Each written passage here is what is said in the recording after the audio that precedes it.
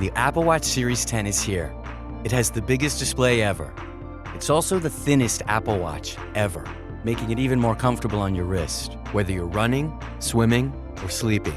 And it's the fastest charging Apple Watch, getting you 8 hours of charge in just 15 minutes. The Apple Watch Series 10, available for the first time in glossy jet black aluminum.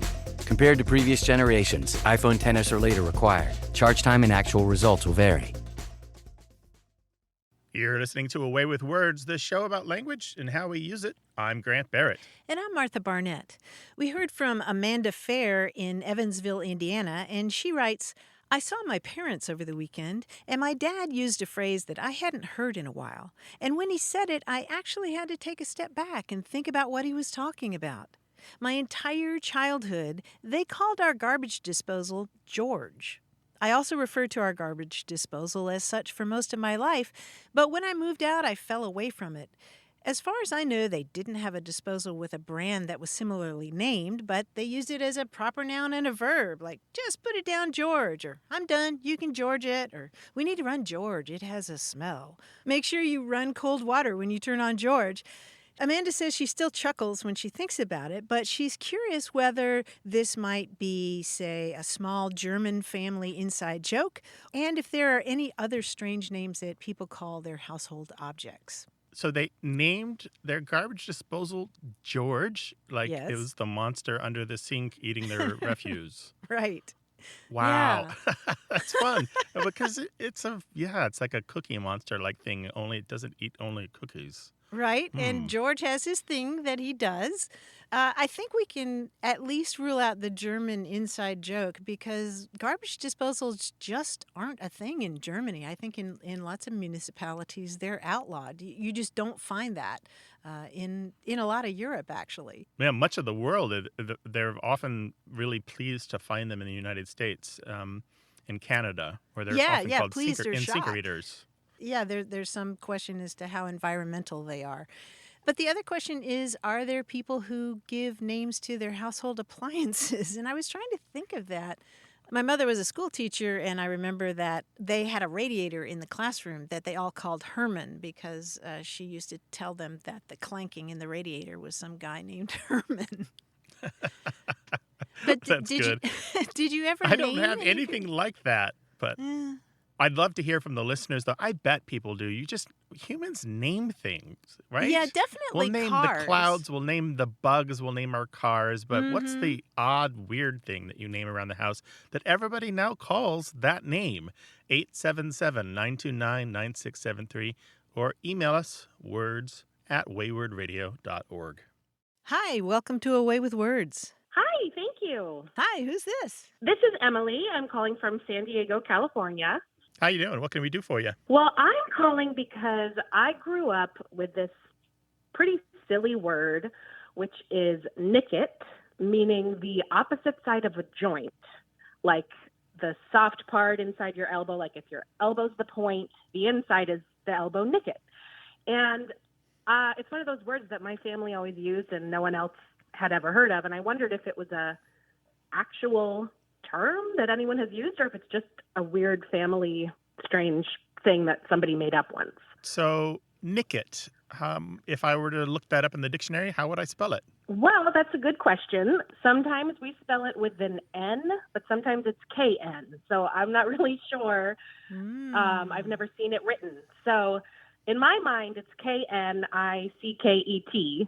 But I think sometimes other family members would spell it just with the N with no K in front. I don't know that one, Martha. I know a bunch of terms for the inside of a joint, but not that one. Well, I have a question for you, Emily. Is there any German heritage in your family? Aha. Not that I'm aware of. This side of the family that uses this term is Ukrainian. So I don't know if there's maybe when they immigrated over here, they were in the same town with some Germans. But there's no German heritage that I know of. Okay. The reason that I ask is that one of my favorite terms for the back of your knee is the German term Kniekehle. That starts with a K-N, Kniekehle. And it means literally knee throat. which I think is so picturesque because it kind I of love looks that. like Me a too. throat there behind your knee. So Yeah, kniekele sort of sounds like nicket, but it does. who knows? It literally means knee throat. Is that what you said? Mm-hmm. Yeah, the kele can mean throat or pit, which I think is really cool. Yeah, that's exactly what it is. It's your knee pit is your knee nicket, Yeah. or your elbow pit is your elbow nicket, your armpit's your shoulder nicket, I guess. Yeah, Although your that shoulder already nicket. has its own word, so that's great.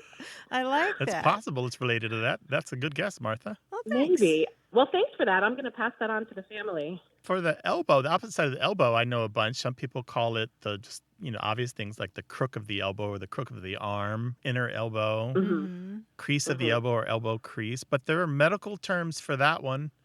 The cubital fossa or the antecubital fossa, meaning in front of the fossa being a word for a pit, or depression. Ditch, yeah. And then Elbow there's ditch. another word. The shape of the inner arm kind of looks like the tail of a swallow. There's like a forked, if you look at it, there's kind of a forked pattern to it. And so they call it the chelidon, chelidon. And that is the genus name for swallows. And it's the Greek word for swallows. Yeah, so your elbow pit, as you might call it, could be called the chelidon. I like the term shoulder nicket for armpit. I mean, there's axilla from Latin meaning armpit. What's the Oxter term, Martha? Oh yeah, oxter. Yeah, somebody might be carried out of a bar if they get combative. They might be carried out by their oxters, which is their armpits. I heard that word in my favorite book series. That's where I learned the word oxter. What's your where? favorite book series? Is that the Diana Gabaldon books? It sure is. Yeah. Outlander. Good call. I read the first 6 of those, so that's why I thought it probably was. Oh wow. Emily, I think we've thrown a ton of terms at you, so take your pick. Yes. I love nicket because it also sounds ancient. Even if it's just a family word, it sounds like it could have been in the language for 900 years. It does. I agree.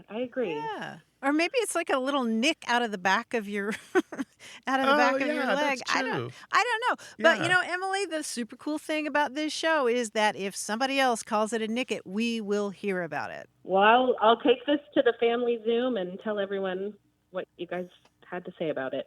The family Zoom. All right. Okay. Take care, Emily, and be well. Thanks so much. Thanks, you guys, too. Okay. Take care. What do you call the back of your knee or the inside of your elbow? Do you call it a nicket or something else? Let us know. 877-929-9673 or send any question about language to words@waywardradio.org. Hello, welcome to Away with Words. Hi, how's it going? This is James Dorsey. I'm calling from Waco, Texas. Hi, James. Welcome to the show. Hi, James.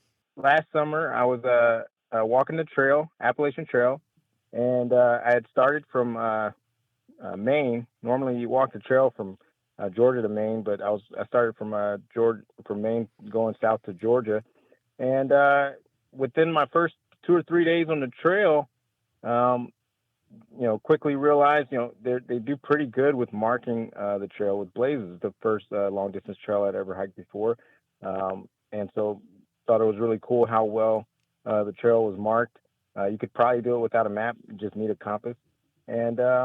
And so these white blazes that were on the trail, marked on the trees on the trail you'd follow, they're like every 2 or 3 trees, and it'll keep you going. It's pretty good. But one time I got wrapped around and couldn't tell where I was at, didn't have good cell service, couldn't figure out where I was at, and instantly, intuitively, the phrase came out of my mouth, "Where in the blazes am I?"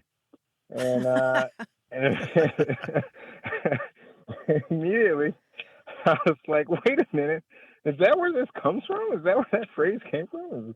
I'm picturing, early, frontier days, this is how trails are marked with blazes. And, when the guy gets lost, where in the blazes are we? And so that was my question, is if you guys had info on where that came from. Well, we're glad you found your way out. How long did that take? No, it was a quick turnaround. It wasn't too bad. It might have happened 1 or 2 more times while I was out there, but but I always got it worked out. So Okay. Yeah. Well, you're talking about two entirely different blazes here. The blaze that is on the tree is where somebody cuts into the dark colored bark to expose the lighter part of the tree. And that's the way that you mark the mm, trail. And that goes back to a very, very, very old root that means shining or white. And it's a distant relative of the kind of blaze that is a fire. But when you say where the blazes am I, that kind of blazes is specifically a euphemism for the fires of hell. huh? Where in the hell am Wow. I? That's what you're saying. So I guess the right way to say it is that those two kinds of blaze evolved different senses over the centuries. So any place you might Okay. say what the blaze is, you could say what the hell. Mm-hmm. Right. Mm-hmm. So, but Right. there were older forms, Martha, right? Like you might say to someone, "Go to blazes," and you meant go to hell. Sure. Yeah. Or you Or might the say blue he ran like the blazes. blazes. Yeah. Mm-hmm. Yeah. Or The Yeah. like blue blazes blazes. I Wow. will, meaning like hell I will. Yeah. Yeah. Okay. Okay. I might actually start using it that way a little bit more now. Bring it back to life. Yeah. And you'll think of us when you do, right? That's right. That's right. So you hike the Green Tunnel, huh? Yes, I did. I attempted a through hike, and it turned into a partial. I got about 350 miles before I got off trail. Well, no shame in that, right? That's really impressive. I think so. Yeah. Thank you. Well, Martha, Grant, thank you so much. You guys have a wonderful day. Take care. Bye bye. Thanks. Bye-bye. Bye-bye. We can't always help you if you're lost, but we can help you if you're lost for words. 877-929-9673.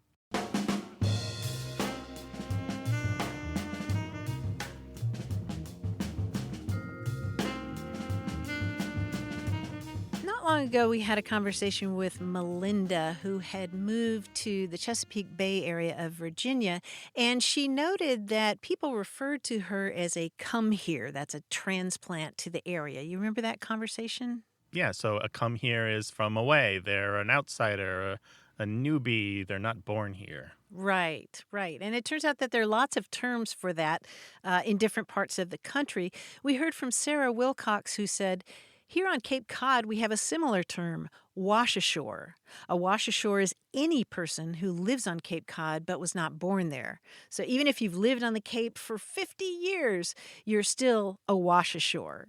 And she signs it Sarah Wilcox, native Cape Codder. Not a wash ashore. Not I a love that wash-ashore. imagery that a wash ashore might just be somebody who fell off a passing boat. Yeah, right. And they're like, oh, this looks nice. I'll stay here. These are friendly people. Right, they're still dripping. Call us to talk about language in your part of the world. 877-929-9673 or send it to us in email. That address is words@waywardradio.org.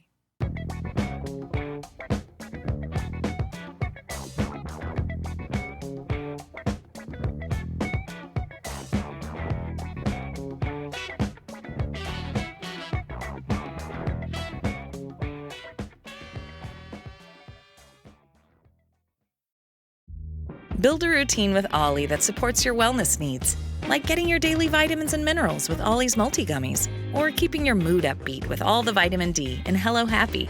Give your gut health some support with probiotics, and wake up feeling refreshed after taking Ollie Sleep. Do wellness on your terms. Find Ollie at a Walmart or Target near you or at ollie.com. These statements have not been evaluated by the Food and Drug Administration. This product is not intended to diagnose, treat, cure, or prevent any disease. You're listening to A Way with Words, the show about language and how we use it. I'm Martha Barnett. And I'm Grant Barrett. And who is that shadowy man at a distance? It's John Chinesky, our quiz guy in New York City. Here he comes. See a Hi, thing. John. It's so dark in here. It's so shadowy. I should turn on. Can we turn on a few Take off the lights? shades. It's good to be with you guys again. I was going to talk about Facebook because I hope our listeners who use social media are aware of the vibrant conversations that go on in the Away with Words group on Facebook. Oh, yeah. Yeah, they should think about joining us there because the back and forth is very amusing and enlightening. I was recently fascinated by a post by listener Melody Shimonich. It wasn't the content of the post so much as the fact that Melody listed on her profile an alternate nickname or tag, which is Highway to Mel. And I thought that's beautiful. I think everyone should have a musical tag that combines their name with a song. So I came up with some of these for famous people, since they are the people that we all know. So here we go. Sometimes it'll be the last word. It's not always the last word, and it's not always an exact rhyme, but you'll get plenty of clues. Here's an example. You think that people would have had enough of this comedian who accosts people on the street? And the answer would be Billy Love Songs. Billy Eichner? Billy on the Street? Oh, yeah. Billy Love Songs. That's his musical tag. Billy Love Songs. Exactly. Yeah. So, okay, here's the first one. You're never more than 6 degrees from this star who knows all that glitters is gold. What would his tag be?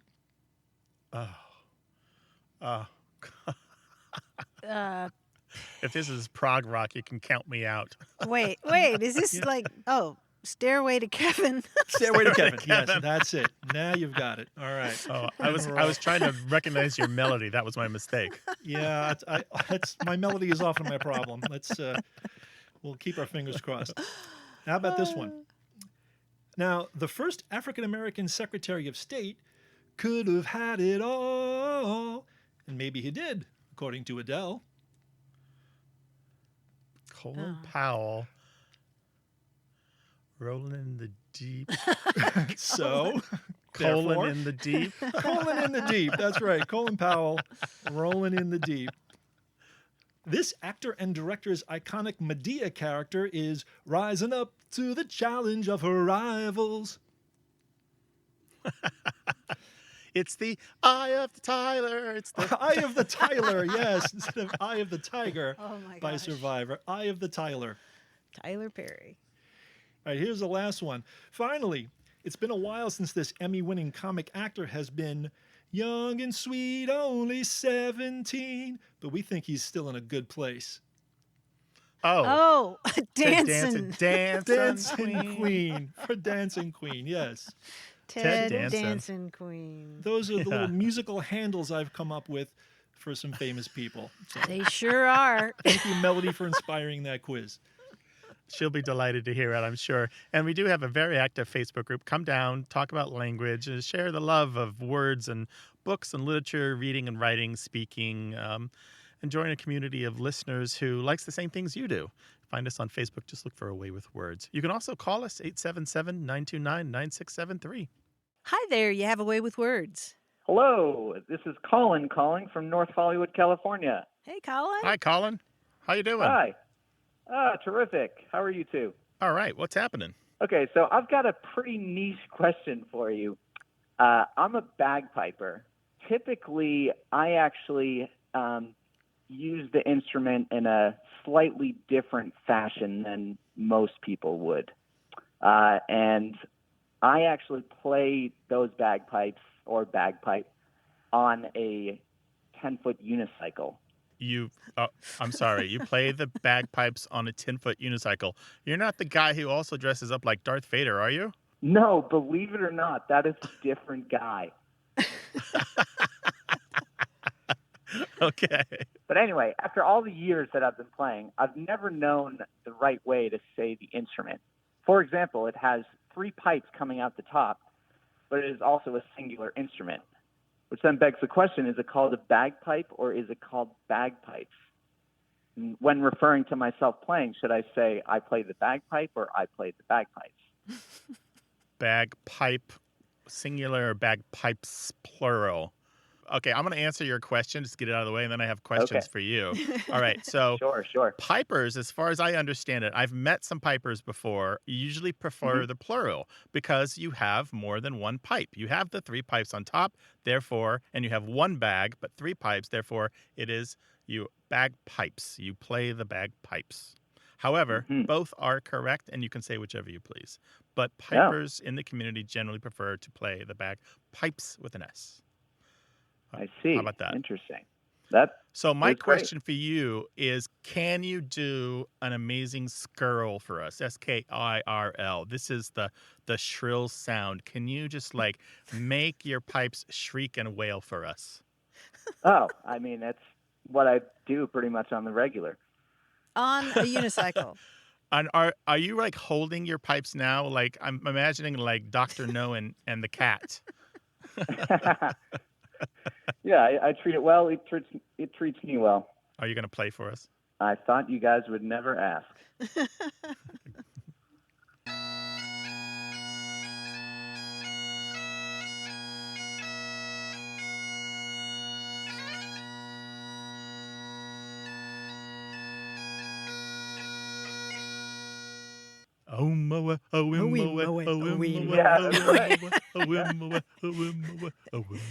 Yes, thank you for sharing that traditional Scottish ballad with us. Yeah, you're welcome. Yep.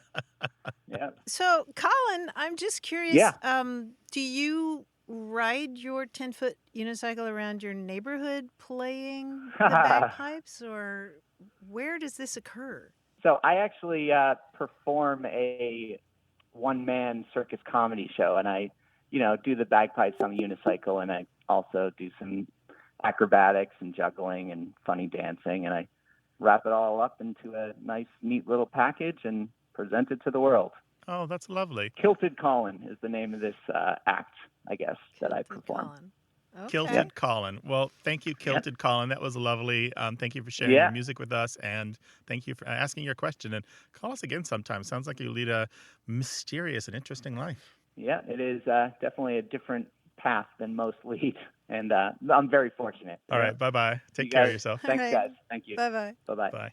If you've got words related to your hobby, your pastime, or what you do for a living, we'd love to hear about them. 877-929-9673. Or tell us an email, words@waywardradio.org.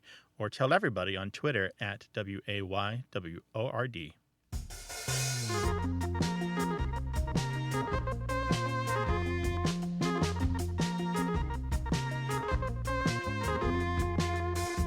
Grant, I'm sure you'll agree that you can never have too many synonyms for sweetheart or lover. And here's one that I just came across that surprised me. The word that means sweetheart or lover is sprunny. Sprunny. Surely this is a Scots word. Well, it's actually East Anglian, mostly Lincolnshire. East Anglian. Yeah. Okay, sprunny. So SPRUNNY? Yes. It turns out that the etymology of sprunny is unknown. I was thinking that if the etymology made sense, maybe I would like the word better, but I don't find it that appealing. Do you? You don't? Maybe. It depends. Obviously, if it's said as a whisper in my ear or the breathy undertones, I'm going to love it. Well, yeah, I guess it's all in the delivery, right? It's all in the delivery, yeah. Yeah, you can't have too many sweet names. I tend to just call the people in my life sweet. They're like sweet mama, sweet boy, sweet kitty. I just attach sweet to everything. Yep, sweetie. That's a good one. Sprunny, I don't know. Maybe I'll have to practice. What are the sweet names that you use for the people you love, whether they're your children or your spouse or your lover, your romantic partner? 877-929-9673. Hello, you have a way with words. Hello, my name is Marion Weaver. I'm calling from Screw Lake, New York, which is in the east central Adirondack Mountains of New York State. Welcome to the show. What is on your mind? Our family has a little game, I guess you'd call it, an egg tapping game that we play mostly at Easter time, where after any Easter hunt one might do with children, we gather together for breakfast, and the first item on the menu, of course, is an Easter egg. And we each take one of our eggs and examine it carefully for the fact that there are no cracks or anything in it, and then we do what is stutzing. We find a partner, and each of us holds our egg, either the pointed end forward or the rounded end forward, and one person will fairly forcefully tap the other person's egg to see if it will crack. Then you turn them around, and the other person does the same thing to the other end of your egg. Ideally, your egg has come through that without cracking at all, in which case you have a bit of a kinger. And then that person goes on to any others who might have survived in the round until everyone has their breakfast egg, and we proceed to shell it and eat Easter breakfast. But I was wondering, where is the origin of Stutz? coming in. And I think it's German. My father's family was all German. It's something he did as a child, and I don't know the spelling of the word. I never had a course in German, but I'm guessing it might be spelled either Stutz, S-T-U-T-Z, or something like Stutz, either S-C-H-T-U-T-Z or S-H-U-T-Z. I really don't know. Do you know anything about this? A little bit, yeah. So let's just recap. So you say let's stutz. That means you're going to play the game where you egg tap? Correct. Okay, and then the one that wins the egg is the kinger, the one that's the strong one and breaks the other one. That's the kinger? It can be either a whole kinger or a half kinger. What's the difference? Half of the one egg broken, one end or the other, but one end of the egg is whole still. Okay, gotcha.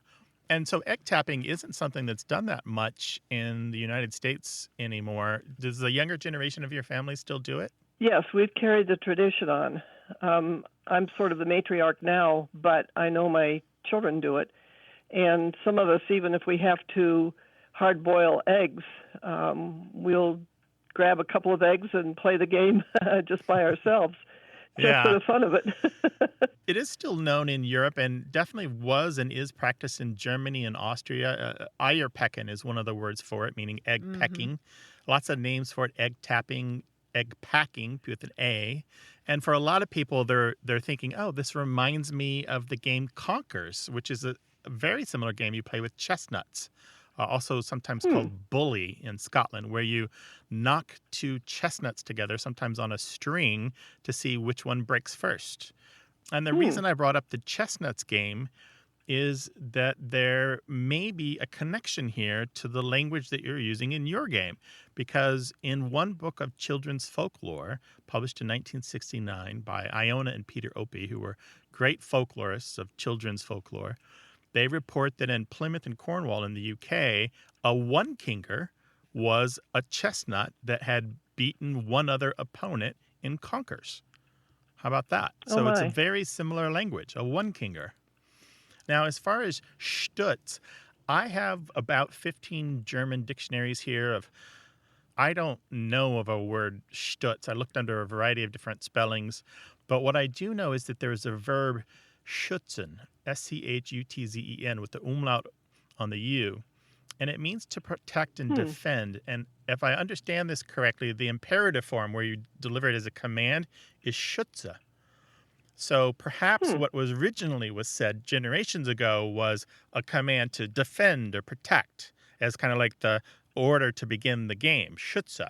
And it sounds, I could see how that could be corrupted to stutz, but I might be wrong. And it's possible also that stutz is an older dialect word that's just simply, I don't know, because I'm not a native German speaker and I don't have that, first person knowledge of it. Or maybe it's a dialect German word that just hasn't crossed my path before. But in any case, egg pecking of this kind used to be a lot more common in this country. And there's a secret to winning, Marion, that I want to equip you with. Do you want to hear it? Oh, my. The secret is, and this comes from a book by Mack Barrick, that's B-A-R-R-I-C-K, called German American Folklore.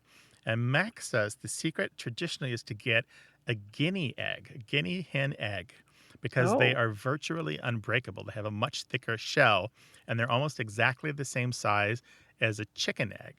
You sneak your guinea egg in. So you have a ringer keep track in there. Of it. Yeah, you have a there's ringer your strategy. in there. Yeah. Of course, there's also the other strategy, which is to lose on purpose. What you do is you use a raw, unboiled egg, and you make sure that you tap it from above so that you get raw egg on the other player's hand.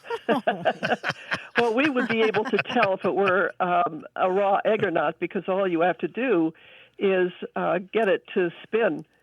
And a raw egg won't spin. A hard-boiled one will, so you can protect yourself against that. Well, I have something to report to my children now. You do, and I know you've pressed the memory button for a lot of listeners, particularly our European listeners, who will probably report back with all their memories and the language that they use of playing egg tapping or packing or pecking or whatever they like to call it. And by all means, everyone, do let us know your variation or the rules or the customs and the language involved, because we're newbies on this, and we don't know very much except what we can read in our reference books. So, Marian, thank you so much for sharing your memories and bringing these two new words, stutz and kinger, to us. Oh, thank you. It was my pleasure, believe me. Bye-bye. Call us 877-929-9673. Hello, you have a way with words. Hello, this is Catherine Hannon. I'm here in Battle Creek, Michigan. What can we do for you, Catherine? I saw a bumper sticker on a car, and it says Dinna fash. Do not fash. It's Dinna fash. The Scots for That's don't right. worry, evidently. I wonder if you often hear it said Dinna fash yourself. And I wonder if it's more than just don't worry. Oh, it could be. Yeah. So let's break this down. So it's D-I-N-N-A is one word and F-A-S-H is another. And I'm That's wondering right. what it's doing on a bumper sticker in Michigan. So was I, but I thought it was fascinating. Yeah. Fascinating. And it is a classic Scots expression. It generally means don't trouble yourself or don't worry, don't bother. Don't worry, be happy. I need this expression. Yeah, it's kind of the Scots version of that. And Dinna, as you say, Catherine, is a way of saying do not. It's the That's Scots right. way of saying it. And fash is the verb. And fash is pretty interesting. It basically comes from a French verb meaning to make angry, supposedly. That's what all the dictionaries suggest, although they're not 100% on that. Fâché, F-A-C-H-E-R. I wondered if it didn't have a kind of the meaning, don't beat yourself up. Well, it can have that. It's all about context, right? I have seen a variety of different uses because fash, the verb, doesn't have to be attached to dinner. It can be used in a variety of different ways. For example, I've seen no fash your thumb, which means don't lift a finger, basically, but literally translates as don't trouble your thumb. What a great reminder for us all. Dinner fash. Yes, yes. Don't trouble yourself. Don't bother. Don't worry. Yeah. Yeah. Yes. Well, Catherine, thank you for bringing that message to us and to lots and lots of listeners around the world. Well, thank Appreciate you. it. Take care of having me yourself on and your dinner fash. Thanks. Sure. Bye. Take Bye-bye. care. Bye-bye. Bye.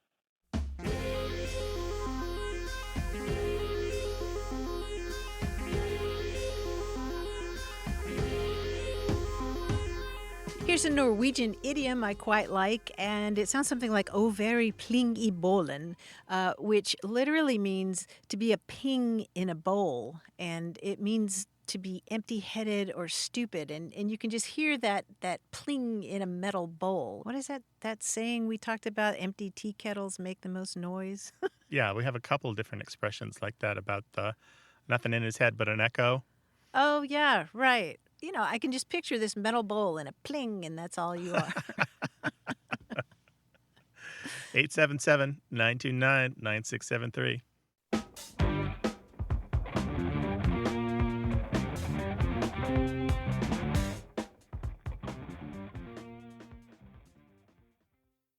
You're listening to A Way with Words, the show about language and how we use it. I'm Grant Barrett. And I'm Martha Barnett. We heard from K2 in Quilcene, Washington, who wrote us to say that she regularly donates books to people in prison. And do you know the book that prison inmates most often ask for? It surprised me. I don't know, law books or crossword puzzle books or romance fiction or... We're on a language show, so I'm guessing something related to what you and I do. Yes, I was very surprised to learn that the number one request of people who are incarcerated is dictionaries. Dictionaries? Yeah, and to a lesser extent, thesauruses. That's lovely. As a fan of dictionaries myself, I think that's great. What are they using them for?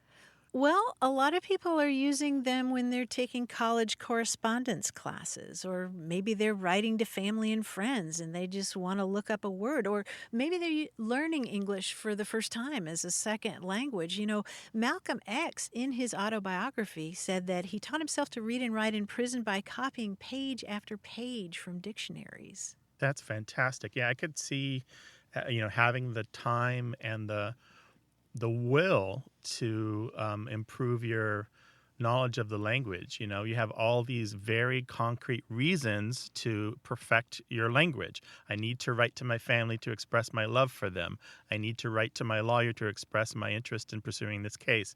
I need to write this essay for this correspondence course so I can pass this and get this degree. All these very specific cases in this dictionary as a fundamental instrument of learning is being put to its perfect use. I love that. Yes, and I learned a lot of this from a Massachusetts organization called the Prison Book Program, but there are lots of these programs around the country. The American Library Association on its website has a list of them, and it surprised me. That hadn't occurred to me that would be the thing that would be most requested, but I know I have some old dictionaries lying around the house. You have to check out what kinds of books can be donated on these sites because, for example, the one in Massachusetts doesn't take hardcover books, but I know I have some softcover dictionaries. Yeah, that sounds great. So we can look on the Prison Book Program's website for how to donate our books to prisons and prisoners. That's fantastic. I should do that too,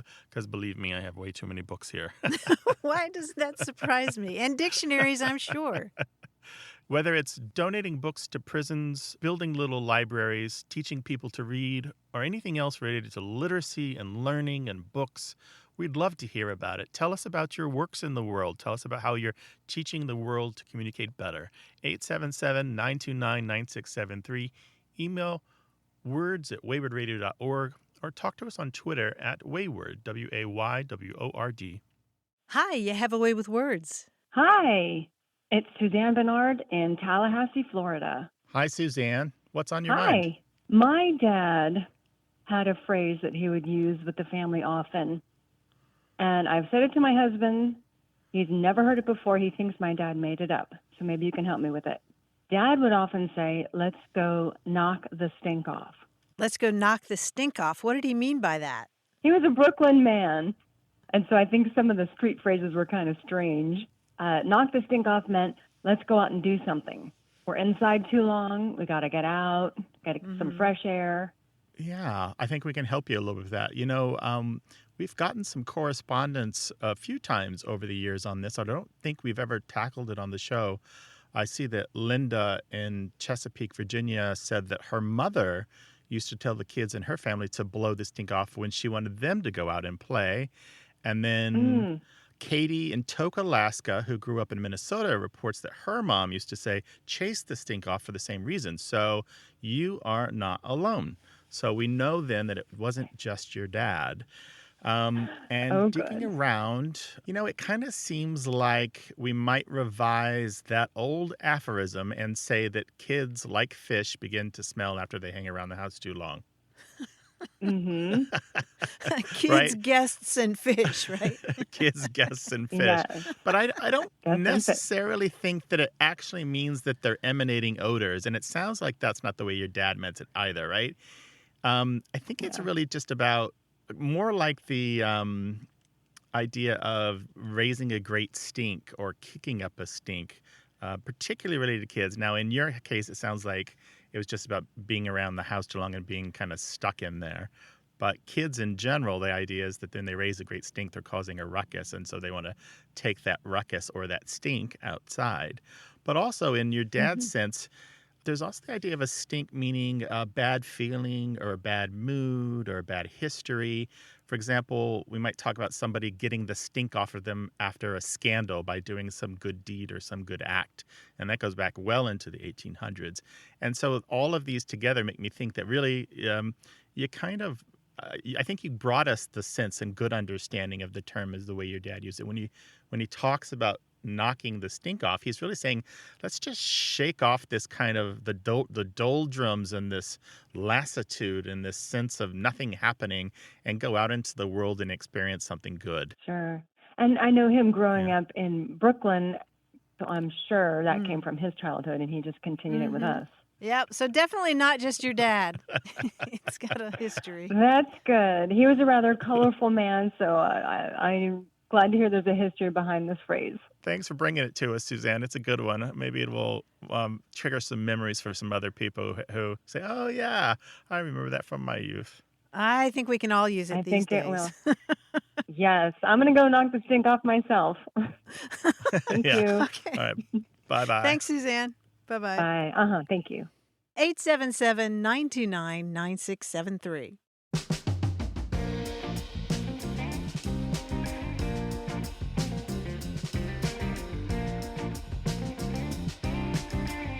Grant, I've been reading a lovely little book that I think you might enjoy. It's a collection of essays called World of Wonders in Praise of Fireflies, Whale Sharks, and Other Astonishments. And it's by Amy Nzuka-Matatal. She's a poet, and she was born in Chicago to a Filipina mother and a Malayali Indian father. And she's known for writing poems at the intersection of those three cultures, Filipino, Indian, and American. And in this book, it's a book about science and the natural world, but it's also a memoir of growing up as a person of color in Kansas and Arizona in the 1970s and 80s. So it's a really interesting, rich combination there. There are lots of really cool terms in this book, and one of the ones that stopped me in my tracks was the term pineapple posture. Any idea what Pineapple posture. Yeah. Is this using a pineapple for lumbar support? So you sit up straight? I don't know. What is pineapple posture? Pineapple posture is a term that applies to a defensive strategy used by the vampire squid. She has a whole chapter about the vampire squid, which is Vampiroteuthis infernalis, which means vampire squid from hell. Whoa, that is the best Latin name for an animal I've heard since gorilla. Right. But let me just share this passage with you. When the vampire squid pulse swims away, each of its arm tips glow and wave in different directions, confusing for any predator.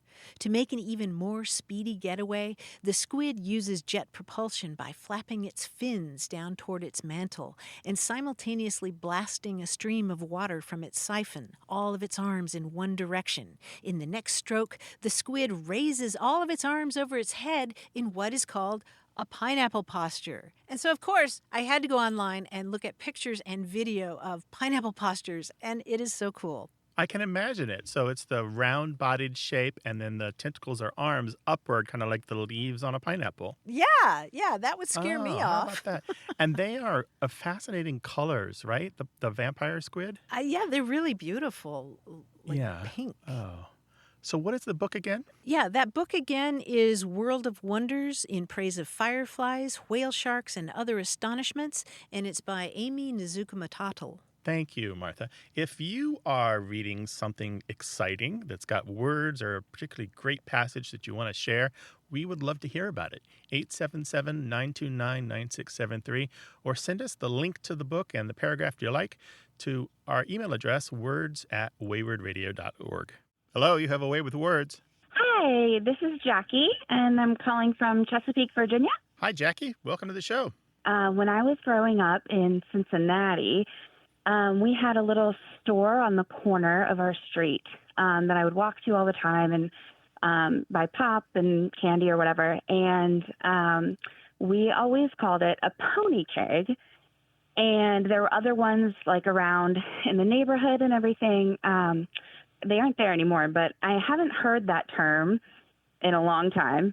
And I've kind of figured out that I think that it's just like a local thing, the term pony keg. But I'm just kind of curious if that's true and what it like originated from and kind of what you guys know about that term. Oh, Jackie, this is wonderful. You know, if Grant and I were having a conversation with you and trying to figure out where you were from, and we had a suspicion that maybe you were from Cincinnati, we would listen for you to say please instead of excuse me. Do you do that as well? Uh-huh. Yeah. I do. Yeah. And then I suspect that Grant and I might steer the conversation to what do you call a local convenience store or something. Try to get you to just talk about where you would pick up. What did you say? You said you would go to the pony keg to pick up what again? I did say pop. I actually don't say pop anymore normally, because since I've moved to Virginia, I've been here like 8 years now. And when we moved, I stopped saying pop because I felt like weird saying it when I'd order one. So I do say soda. But sometimes now when I'm home with my family who still lives in Cincinnati, if I say soda now, I feel weird because they don't say soda. So it's like, which word do I use? They don't. So you certainly don't say pony keg if they're in Virginia, right? Right. Right. So pony keg meant or still means in Cincinnati a convenience store. And Martha, as far as we know, nowhere else. Yes, isn't that interesting? If you look at the Dictionary of American Regional English, for example, the first entry in there talks about in 1971, they gathered some information about the Yellow Pages in Cincinnati, and it says that under beer, between the letters from F to M alone, there were 41 establishments that had the term pony keg in it, like the Glenway Pony Keg and Kenwood Corner Delicatessen and Pony Keg. Yeah, it seems to be very, very specific to Cincinnati. And the term pony keg, as I'm sure you know, refers to a small keg of beer. It's smaller than the normal size, just like a pony is smaller than a normal-sized horse. But why it's particular to Cincinnati? I don't think we know. There's a guess we can make. And if you look in old newspapers, kind of following that Yellow Pages path backward, and then you look in the classifieds back as far as the 1940s, you will find, for example, lots of land being sold. People will say things like perfect for a pony keg stand or perfect for a pony keg station or pony keg dispensary. And also you'll find them selling pony keg licenses. So there was a particular kind of license that you could get that allowed you to sell pony kegs, these smaller kegs of beer of varying sizes. Okay. And I think that was a kind of Cincinnati-specific kind of license, and it became a kind of business that you can run without a lot of investment. You had a plot of land, you sold pony kegs, and that was your business. And so it became shortened over time. The stand and the station and the dispensary dropped off, and the short version was pony keg. And, of course, the beer was there first, and then the things that go with beer, like all the other convenience store stuff, like chips and lottery tickets and whatever came later. All right. That's interesting. Okay, that makes some sense. We know it goes back as far as the 1940s. I wouldn't be surprised if it's older than that. But so my question for you, do people still use it? Because there's some evidence, some people talk about it in the newspapers in Cincinnati as if it's a older generation's term and the younger generation doesn't use it much. I was talking to a friend about it who still lives in Cincinnati, and she uses the term still. She has one that's just down the street from her, and she calls it a pony keg. And it's like a drive-through, like convenience store type one, which I think a lot of them are, but not all of them are drive-through. It could be used for other types too. But so, I think it is still used from time to time at least. Cincinnati only, as far as we can tell. Not even other cities in Ohio call it a pony keg, just Cincinnati. So funny. Yeah, thank you so much. Take care. Bye-bye. Okay. Bye-bye. You too. Bye. Well, maybe you moved across the country and you were using a word and you realized nobody else is using this word. What's going on? Call us about it, 877-929-9673, or send us the story in email. That address is words@waywardradio.org. Hello, you have a way with words. Hi, this is Sue Gear from Singer's Glen. Hi, Sue. Singer's Glen where? Virginia. Oh, excellent. Well, welcome. What can we do for you? I'm curious to know about a word that my father always used, and then my sister reminded me also my mother used, and that's what you call the end piece of the loaf of bread. We always referred to it as the cobble. I never really thought much about it. It wasn't until I was older and married, and somehow that came up and said, "Oh, well, you don't eat the cobble?" And he's like, "What are you talking about?" And he's like, "Oh, we call that. You mean the heel of the bread?" I never heard that word. So, wow, cobble. I have to confess, I've never heard that used for the end of a loaf of bread. There are lots and lots and lots of terms. Have you heard that one, Grant?